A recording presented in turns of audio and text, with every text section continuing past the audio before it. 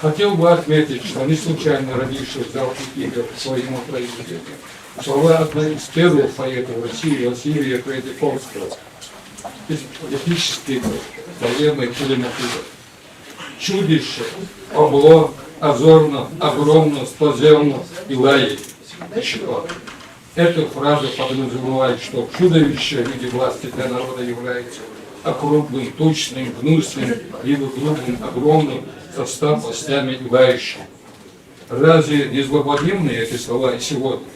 Не зная насчет обло и сплоземно, но что это чудище по-прежнему огромный и лаит, нет сомнений. Ничему нас ни время, ни история не учит. Вчера и Радищев, и Рылеев были государственными преступниками России в их времена. Сегодня они герои России, патриоты России. На этом я завершу свою историю. Что касается уголовного дела, барах, плачу, технически, всесторонне. Сейчас объяснил материалы этого уголовного дела, и что это дело сплошной фарс. Что касается дела, то я тоже могу сказать, долго говорить не буду, что это чистейший фарс, состряпанный по указанию федерального центра, следственной бригады составом более полусотни человек. Состряпанный криво и косо. Не утруждая себя, думая от природы или поиском доказательств. Зачем? Кто посмеет оспаривать статью, приготовленную по велению Москвы? Материалы дела показывают полную безграмотность, юридическую несостоятельность и нелепость выводов следователя. Прокуроры от Генеральной прокуратуры подобраны под стать следователям. Они ничего не желают слышать и слушать, нацелены на заданный сверху результат. Да и повадки некоторых из них, как уконченных шовинистов, которые чувствуют все русское. Вера, обычаи, традиции других народов, федерации. Их кирзовые лица ничего не выражают. Эти лица давно потеряли способность. И краснеть, и белеть. Бог им судья, мы в свою очередь не прикрыты презрением. Мы, я и мои товарищи по-философски относимся ко всему происходящему. Будет то, что будет, чего не быть в данной ситуации не могло. Но в то же время, по воле Всевышнему, не будет точно того, что мы не смогли бы принять, осилить и превозмочь. Нас укрепляет вера в единого Творца и дух нашего народа. Завершить свое последнее слово хочу двумя стихотворениями, посвященными судебному процессу в разные времена. Первое посвящено процессу 40-х годов прошлого столетия, второе сегодняшнему дню, нашему процессу.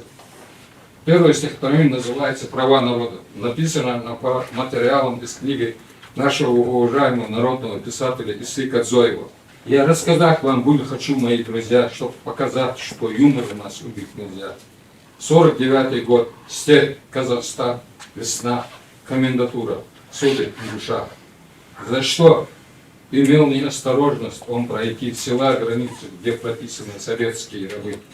Спецпереселенец он, самой гуманнейшей страны, прав не имел без разрешения властей в соседнее село пройти. 70 лет ему, герой гражданской войны, со всем народом выслан без разъяснения вины. Везли его в вагоне для скота и в заперти, а сыновья на фронте с первых дней войны. За что же судят? Корова забрала в чужой район. Район кончался сразу за селом. Вот и пошел искать кормилицу свою, нашел, но оказалось на свою беду. Задержан, вместе с ней он по пути домой, в комендатуре доставил их конвой. Корову отпустили, какой с коровы спрос. Ему устроили с пристрастием допрос. Избитого отправили в тюрьму, сказал, что он нарушил страшную статью. Через неделю суд длился полчаса. Ждут нарушителей закона лагеря. Бездушным прокурор он просит 10 лет ломать война мгновенно хлебет. Смотрит, как зверь, и в галифе человек. Тут не Кавказ, по галифой носить не смерть.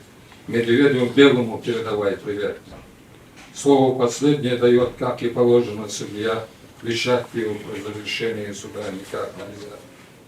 Товарищи, Мы все по Конституции равны. Судья и прокурор, мои права ущемлены. Не я, корову поплыла в чужой район, нашел ее на поле за другим селом. Я возвращался с ней домой. В чем суть моей вины? Неграмотно она, не знает, спецпереселенцы с ней. Корову отпустили, а меня сегодня вы сошлете в лагеря. Так у кого у нас с коровой больше прав? Уход у нее ответ, если я не прав. Сегодня судите большевика, что вышел за коровой из села. Вы только лишь за то, что пройдена межа. Где в сталинской конституции права? Прошу вас оправдать меня, корову в лагеря. В конституции ни слова про ее права. Народы все по конституции равны. Самые свободные мы граждане страны. Избавьте коммуниста от тюрьмы. У вас все, да. Сегодня мы шибли 15 лет, а не 10 привели. Конвой припроводите гражданина до тюрьмы.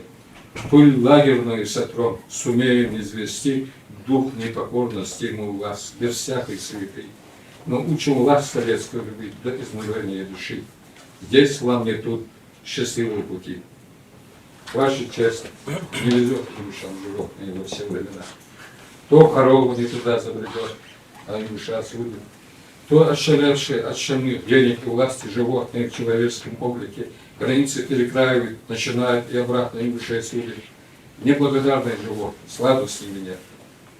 Завершая стихотворение, посвященное сегодняшнему дню, считайте это моим последним словом. Сегодня судите не нас, а наш народ.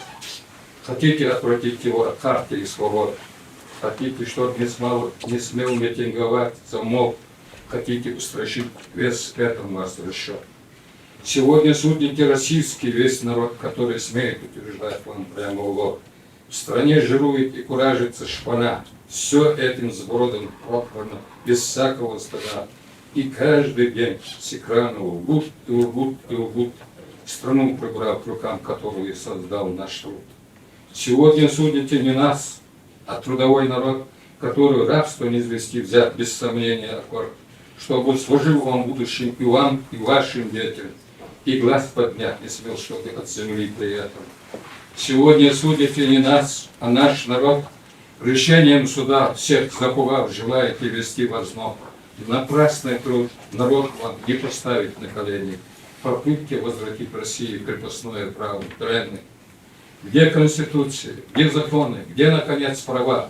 Ну что вы, право, повзрослеете, когда в России правит силу как и во все века все остальное декларации, пустые словеса. За нас спокоен будет ты, наш народ. Мы до конца пройдем свой путь, мы выполним свой долг.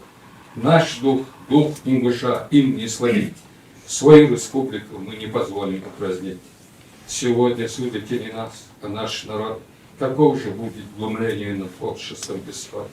Вердикт ваш может стать гарантией прав и свобод, а может вернуть страну тут точно в 37-й кровавый год.